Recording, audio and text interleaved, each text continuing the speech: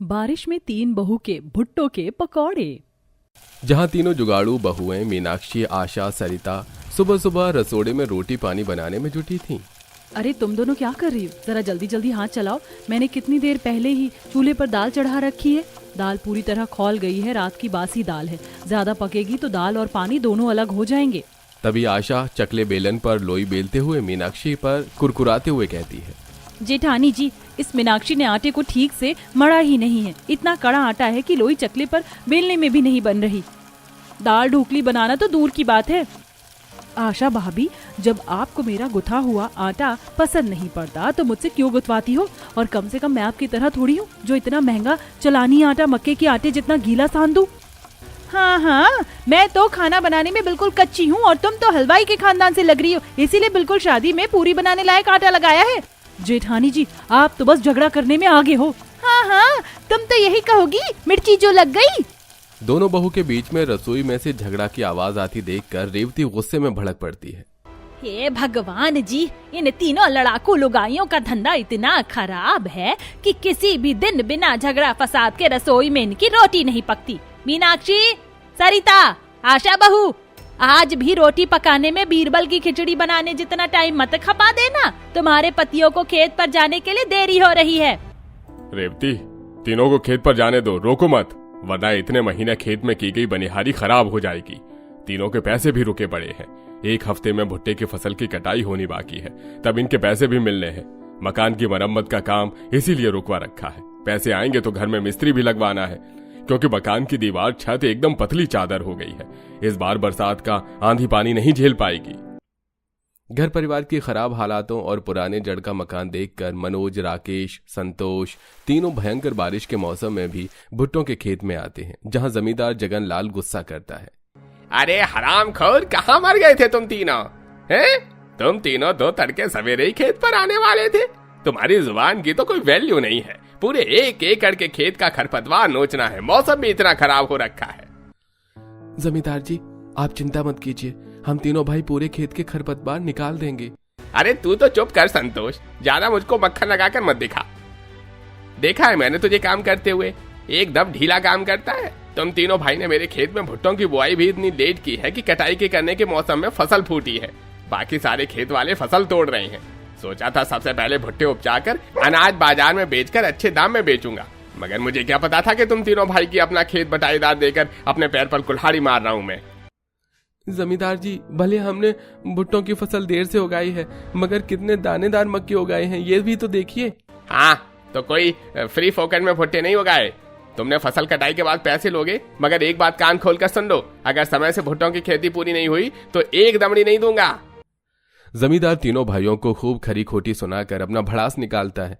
तभी मौसम काला कर देता है और जोर की आंधी पानी होने लगती है। तीनों बरसात में भीगते हुए भुट्टों के खेत से खरपतवार अलग करते हैं। तभी मनोज कुड़कुड़ाते हुए कहता है, पता नहीं ये जमींदार किस बात की इतनी अकड़ दिखाता है। जब देखो हम तीनों भाइयों का तेवर दिखाता है।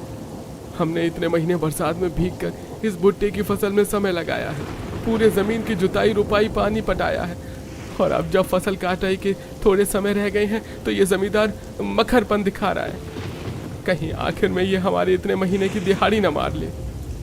मनोज, शुभ शुभ बोल। तुझे मालूम है ना, जमींदार से हमारी जो दिहाड़ी निकलेगी उससे हमारे कितने काम निर्भर है। मकान पक्का कराना है और बनिए का 3-4 महीने की उधारी वो भी बाकी चुकानी है। खेत से काम निपटा कर तीनों भाई घर आ जाते हैं, जहां मोहित मुंह बनाकर चौखट के बाहर बैठा होता है। जब तक मम्मी मेरे मनपसंद पकौड़े नहीं बनाएंगी, मैं घर में नहीं जाऊंगा, नहीं जाऊंगा, नहीं जाऊंगा, नहीं जाऊंगा। छोटे से मोहित को पकौड़े खाने के लिए गुस्से में बुदबुदाते हुए राकेश दुलारते हुए पूछता है, अले अले अले अले, क्या बात है मेरा राजा बेटा, इतनी बारिश में घर के बाहर में क्यों बैठा है? हाँ, घर में चलो, माँ ने गर्मा गर्म खाना बनाया होगा। है, चलो खाना खाएंगे। हाँ, मुझको नहीं खाना वो सड़ा हुआ सा दाल और रोटी। अजी, ज्यादा दुलार करने की कोई जरूरत नहीं है। आज इस लड़के को घर से बाहर ही रहने दीजिए। बिना आना कानी के कभी खाना नहीं खाता है। अरे मगर पता तो चले हुआ क्या है। सरिता, ये ऐसे बाहर गुस्से में मुंह फुलाकर बाहर क्यों बैठा है? अजी बस पूछो मत, घर की दाल रोटी इसको फीकी लगती है, पकौड़े बनाने की जिद लगा के बैठा है। मोहित, आज ये चने की दाल भी बहुत ही चटकदार बढ़िया बनी है बेटा। रोटी के साथ स्वाद लग रही है। आजा मेरा प्यारा पोता, आजा आजा, दादा के साथ से 2 रोटी खाएगा। आजा बेटा। झूठ झूठ, बिल्कुल झूठ। दादाजी आप भी मेरा दिल रखने के लिए झूठ बोल रहे हो। मैं डेली डेली दाल रोटी खाकर पक चुका हूँ, मुझको पकौड़ी खानी है। सरिता बहू, ये लड़का बड़ा नखरीला हो गया है, बगैर पकौड़े खाए मानेगा नहीं। देख, रसोई में थोड़ा बहुत बेसन आलू प्याज पड़ा हो तो पकौड़े छान कर दे 2-4। घर में पकौड़े बनने की बात सुनकर छोटी सी निधि पिंकी भी फरमाइश करती है। दादी दादी, अगर इस बुक्कड़ मोहित के लिए पकौड़ी बनेगी तो मैं भी खाऊंगी, और फिर मैं भी पकौड़ी खाऊंगी। अरे तुम दोनों लड़कियों को मेरे पोते से ढापन है क्या? उसके खाने के लिए जो बनेगा उसमें तुम्हें हिस्सा चाहिए। माँ जी, वो दोनों भी तो बच्ची हैं। अब एक बच्चा घर में पकौड़े खाएगा और 2 बच्चे का मन तरसे, ये तो गलत है। मीनाक्षी बहू, तू मुझसे झझक मत। जाकर देखो रसोई में कितना बेसन पड़ा है, उसके हिसाब से पकौड़े बनाना, और हाँ, सारा का सारा कड़वा तेल पकौड़े छानने में खर्च मत कर देना। जी माँ जी, जब देखो रसोई के तेल मसाले में भी कंजूसी दिखाती है। एक पकौड़े सेक कर भी नहीं खिला सकते बाल बच्चे को। मीनाक्षी बुदबुदाते हुए रसोई के अंदर आती है और दाल मसाले के डिब्बे टटोलने लगती है, जहां उसे एक डिब्बे के अंदर काफी थोड़ा सा बेसन पड़ा मिलता है। इस डिब्बे में तो बड़ी मुश्किल से एक मुट्ठी भर बेसन है और पकौड़ी खाने वाले परिवार के इतने सदस्य, बात नहीं बनेगी। अरे जब इतना थोड़ा सा बेसन है तो सबके लिए पकौड़ी बनाना जरूरी थोड़ी है, बस बच्चों के लिए बना देते हैं। आशा की इस बात पर सरिता गुस्से के मिजाज में बोलती है। आशा, अच्छा थोड़ी लगेगा कि केवल बच्चे पकौड़े खाएंगे और बाकी सब लोग मुंह देखेंगे। एक रसोई की गृहिणी का कर्तव्य होता है घटी में भी सबको खिलाना। अगर हम जुगाड़ लगाएं तो पकौड़ा बन जाएगा। ऐसा कहते हुए सरिता की नजर आटे के कनस्तर पर जाती है, तभी उसका जुगाड़ू दिमाग चलता है। पकौड़ी बनाने का जुगाड़ तो हमारी रसोई में ही है। जरूरी थोड़ी है कि प्योर बेसन की भी पकौड़ी बनाएंगे खाएंगे। इस बेसन में एक मुट्ठी आटा मिला देते, पकौड़े का घोल गाढ़ा हो जाएगा तो सबके हिस्से में 2-2 पीस पकौड़े आ जाएंगे। सरिता का ये जुगाड़ू बाकी दोनों बहू मीनाक्षी आशा को भी जंचता है। सरिता उस थोड़े से बेसन में आटा मिलाकर फेंटने लगती है, वहीं आशा पकौड़ी में डालने के लिए सिलबट्टे पर मसाला पीसने में जुट जाती है। तीसरी बहू चूल्हे पर कढ़ाई चढ़ाती है। मैंने चूल्हे में आज जोड़ दिया है, कढ़ाई गर्म होने वाली है। मैंने भी पकौड़े का घोल फेंट दिया है। आशा, जल्दी से मसाला तो मिलाना है।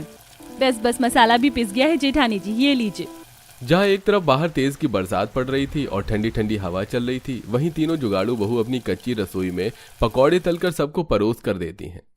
ये सब लोग गर्मा गर्म पकौड़ी खाइए। क्या बात है मंजली बहू, तूने हम सबके लिए पकौड़ी बनाई है। वैसे इस बारिश में चटक मटक पकौड़ी खाने का मेरा भी दिल तरस रहा था।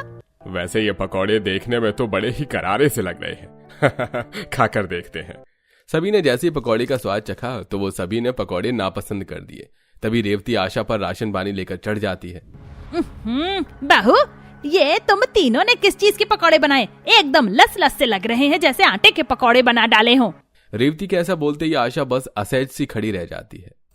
अरे मुंह में क्या दही जमा ली है? आशा बहू, कुछ पूछ रही हूँ, बोलती क्यों नहीं? वो माँ जी, वो रसोई में एक मुट्ठी बेसन था, इसलिए थोड़ा आटा मिलाकर पकौड़ी बना दिया है। अरे जितना बेसन पड़ा था उतने में पकौड़ी बना देती। हर चीज में जुगाड़ लग पाना जरूरी है क्या?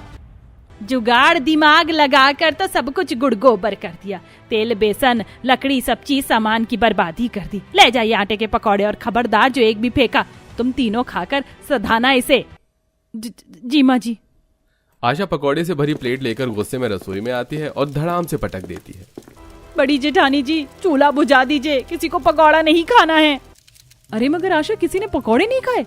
आटे की पकौड़ी बना देखकर सब 36 नखरे दिखा रहे हैं। ऊपर से सासू माँ भी राशन पानी लेकर मुझ पर चढ़ गई, जैसे कि तीनों बेटों ने बरसात लगने से पहले ही रसोई में 2-4 महीने का राशन भर के डलवा दिया हो, और माँ जी ने छूट दे दी हो, जितना मर्जी बनाओ और खाओ।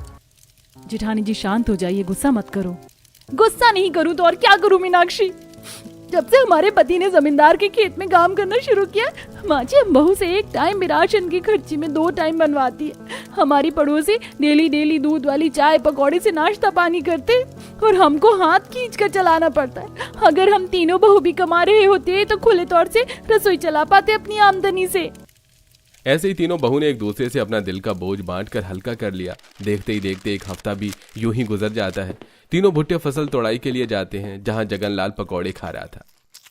वाह भाई वाह, आज तो मेरी लुगाई ने क्या लजीज चटकदार पनीर चिकन के पकौड़े बनाकर भेजे हैं। मजा आ गया खाकर। राम राम जमींदार जी। आ गई मस्त खोरो। चलो जल्दी से खेत में से एक एक भुट्टे तोड़कर बोरी में डालो। जगनलाल जी, आज तो हम खेत की कटाई भी करके खत्म कर देंगे, तो दिहाड़ी दे दीजिएगा। अरे सवेरे सवेरे पैसे का चिक चिक नहीं करने का, पहले जाकर कटाई कर। मुझे मेरे गर्मा गर्म पकौड़े खाने दे, वरना ठंडे हो जाएंगे। तीनों भाई ललचाते मन से कुछ देर वहीं पकौड़े खाने के लिए खड़े रहते हैं। तभी जगनलाल कहता है, अरे आप जाग के कैसे यहाँ पर क्या जमे खड़े रहोगे, जाकर मक्के तोड़ो। ये सेठ एक पकौड़ी खिलाने के पीछे भी मक्खर है। वैसे ये चिकन पनीर पकौड़ा से कितनी लजीज खुशबू आ रही है। तब एकदम से तगड़ी बारिश शुरू हो जाती है। तीनों भाई मक्के तोड़कर बोरी में डालते हैं। फसल की जड़ बारिश में डूबी होने के चलते तीनों के पैर में जोंक चिपटे हुए जो खून चूसकर घाव बना चुके थे। सेठ, हमने सारे भुट्टे तोड़ दिए हैं, अब पैसे दे दो ताकि हम चलें। देख भाई, मेरे पास तुम तीनों को देने के लिए एक भी खोटा सिक्का नहीं है। ऐसा करो, 2 बोरी मक्का ले जाओ। जमींदार को आखिरी मौके पर बदलते देखकर संतोष मनोज भड़क जाते हैं। जमींदार जी, क्या बात हुई? हमने इस खेत में मक्के की फसल के पीछे दिन रात मेहनत की है। अब तुम पैसे नहीं दोगे तो ये मक्का खिलाकर थोड़े बाल परिवार का पेट भरेगा। ठीक है, फिर रहने दो, मेरा क्या जा रहा है। ये भी 2 बोरी भुट्टे बचेगा। तुम दोनों अपने गुस्से पर काबू पाओ। गधे से खेत चराने से कोई फायदा नहीं, जो मिल रहा है ले चलो। निराश मन से तीनों 2 बोरी भुट्टों के साथ बरसात में भीगे हुए घर आ जाते हैं, जहां आज घर का चूल्हा बंद पड़ा था। सब भूखे बैठे थे। आ गए आप तीनों भाई। मनोज जी, ये बोरी में क्या है? आप लोग राशन लेके आए हैं क्या? नहीं मीनाक्षी, इसमें राशन नहीं बल्कि भुट्टे भरे हैं। जमींदार ने हमारे पैसे मार लिए और ये 2 बोरी भुट्टे देकर पल्ला झाड़ लिया। ये सुनकर सब बहुत ही दुखी होते हैं और भूख से मिचलते हुए पिंकी बोलती है, मम्मी मम्मी, क्या आज हमारे घर में खाना नहीं बनेगा? मुझको बड़ी जोर की भूख लगी है। बिना राशन के क्या बनाऊं बेटी? आशा, बनिया से जाकर थोड़ा उधार राशन ले आओ। अजी, बनिए के यहाँ से पहले ही हमारा परिवार उधार बाकी में खा चुका है कि अब उसने बिल्कुल मना कर दिया है। एक तरफ बरसात का कहर था, वहीं घर में अनाज न होने के चलते रेवती कहती है, बहू, ऐसा कर, इस बोरी में से थोड़ा मक्का हाथ चक्की में डालकर खिचड़ी बना ले, सब खा लेंगे, रात का टाइम कट जाएगा। अब तीनों बहू भुट्टों की बोरी को रसोई में लाती हैं और भुट्टों को पीसकर उसका दरदरा बनाती हैं। तब सरिता सबको मक्के की खिचड़ी बनाकर खिलाती है। अरे वाह माँ, ये भुट्टो के दाने की खिचड़ी तो बहुत स्वादिष्ट बनी है, मुझे और डाल दो। सच में बहू, आज सालों के बाद मक्के की खिचड़ी खाई है। ये मक्के का खान पान शरीर के लिए बहुत लाभकारी होता है। हमारे जुग जमाने में मक्के की रोटी खिचड़ी पकौड़े बनते थे और बड़े चाव से खाते थे। तब तो मुझको भी इस भुट्टो के पकौड़े खाने हैं। माँ, मेरे लिए भुट्टो के पकौड़े बना दो ना। मोहित बेटा, अभी खिचड़ी खा लो, भुट्टे के पकौड़े मैं कल बना दूंगी, तब खा लेना। माँ, पक्का कल भुट्टो के पकौड़े बनाओगी ना? हाँ पक्का बेटा। अगले दिन सवेरे से ही हल्की हल्की बारिश होने लगती है। सबके घरों में बनते पकौड़ों की खुशबू हवा में घुल रही थी, जिसे देख मीनाक्षी, आहा, कितने चटपटे पकौड़े की खुशबू आ रही है। ऐसी बारिश में गरम गरम सेके हुए पकौड़े खाने का स्वाद ही निराला है। चलो फिर हम भी भुट्टो से चटपटे पकौड़े बना लेते हैं। इससे मक्के के दाने इस्तेमाल तो होंगे, बरसात के लगे हैं, बोरी में पड़े पड़े खराब ना हो जाए। तब तीनों जुगाड़ू बहुएं भुट्टों के पकौड़े बनाने की तैयारी में जुट जाती हैं। 2 बहू चक्की में भुट्टों को पीसकर आटा बनाती हैं, वहीं मीनाक्षी जार में से साबुत मिर्च मसाले को सिलबट्टे पर पीसती है। साबुत लाल मिर्च, हल्दी, खड़ा धनिया मैंने तीनों को पीस दिया है, मगर आलू प्याज तो कम रहेंगे। इतने आलू प्याज पकौड़े में डालने के लिए काफी रहेगा। मीनाक्षी भुट्टों के बुरादे में सिलबट्टे पर पीसा मसाला डालकर बारीक बारीक आलू प्याज काट कर डालती और मिश्रण को अच्छे से फेंट कर पकौड़े तलती है। तभी सरिता आंगन में क्यारी में बोई धनिया मिर्च तोड़कर लाती है और चटनी पीसकर परोसती है। अरे वाह, ये भुट्टों के पकौड़े तो खाने में बहुत ही कुरकुरे, तीखे और स्वादिष्ट बने हैं।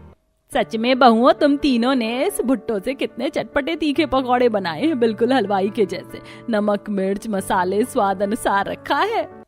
बल्कि हलवाई भी फेल कर दिया आज हमारी बहुओं ने रेवती।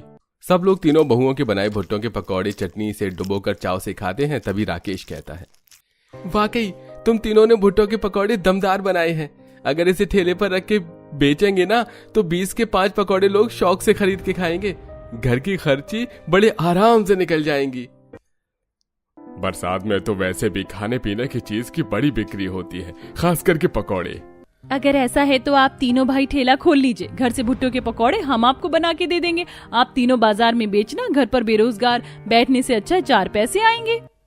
अब आशा के विचार पर सहमति जताते हैं सब और वहीं पकौड़े का तेल बेसन जुटाने के लिए सरिता एक बोरी भुट्टा मंडी भाव से पड़ोसन को बेच देकर मिले हुए पैसे से बेसन मसाले तेल वगैरह खरीद कर ले आती है और भुट्टों के पकौड़े बनाती है। वहीं राकेश किसी से किराए पर ठेला ले आता है। वहीं दो जुगाड़ू बहू डोंगा बनाने के लिए बरगद केले के पत्ते लाकर बनाती है। वैसे हमें अच्छा जुगाड़ लगाया, पत्तों के प्लेट से प्लास्टिक वाली प्लेट खरीदने का खर्चा भी बच गया और प्लास्टिक से प्रदूषण भी नहीं होता। अब तीनों भाई ठेले पर पकौड़े लगाकर बरसात में बेचने आ जाते हैं। जहां बाजार में कचौरी, ब्रेड, समोसे, पकौड़े वाले पहले से लगाकर खड़े थे। सबका ठेला खूब अच्छा चल रहा था। भैया, मुझे नहीं लगता कि हम इस बाजार में हमारे भुट्टों के पकौड़े की रेडी जमेगी। लोग पनीर ब्रेड छोड़ के कोई ये क्यों खाएगा? संतोष, जब ग्राहक को सस्ते में अच्छा स्वाद मिलेगा तो खुद ब खुद खिंचे आएंगे। तू आवाज लगा। आइए आइए, करारे भुट्टो के पकौड़े, करारे भुट्टो के पकौड़े खाइए। 10 के 2 पकौड़े, 20 के 5 पकौड़े। ताज़ा खाना है तो यहाँ चले आइए, आइए आइए। अरे 20 रुपए में 5 भुट्टों के पकौड़े सही खिला रही हैं ये तो। टेस्ट ट्राई करना तो बनता है भाई। सारे ग्राहक देखते देखते राकेश की आंखें खिंचे आते हैं। अरे भैया, जरा एक हाफ प्लेट पकौड़े लगाना। भैया, मुझे तो फुल प्लेट स्वीट कॉर्न के पकौड़े खिलाना, देखकर ही स्पाइसी लग रहा है। जी बहन जी, अभी लगाता हूँ। संतोष स्टोव जलाकर पकौड़े सेकता है और मनोज परोसता है। देखते देखते लोग कई प्लेट भर भर कर भुट्टो के पकौड़े खाते हैं। OMG भैया, आपके भुट्टो की पकौड़े तो बड़े तीखे मस्त बने। I am loving it. शुक्रिया बहन जी, मगर ये पकौड़े हमारी पत्नियां बनाती हैं, उनकी मेहनत लगी है, हम तो केवल बेच रहे हैं। देखते देखते 2-4 दिनों में उनके पकौड़े के खाने वाले ग्राहक जम जाते हैं। आमदनी बिक्री भी अच्छी हो जाती है, जिसे तीनों जुगाड़ू बहुएं खपत देखकर तीनों बहू भुट्टो के पकौड़े बनाना ज्यादा बढ़ा देती हैं। वैसे भुट्टो के पकौड़े बेचकर बरसात में हमारे पति की अच्छी कमाई हो रही है। इस बार मकान पक्का करवा ही लेंगे। आपके मुंह में भी घी शक्कर जेठानी जी। वैसे क्यों ना हम तीनों घर के आगे भी रेडी लगाकर पकौड़े बेचे, यहाँ भी ग्राहक लग जाएंगे।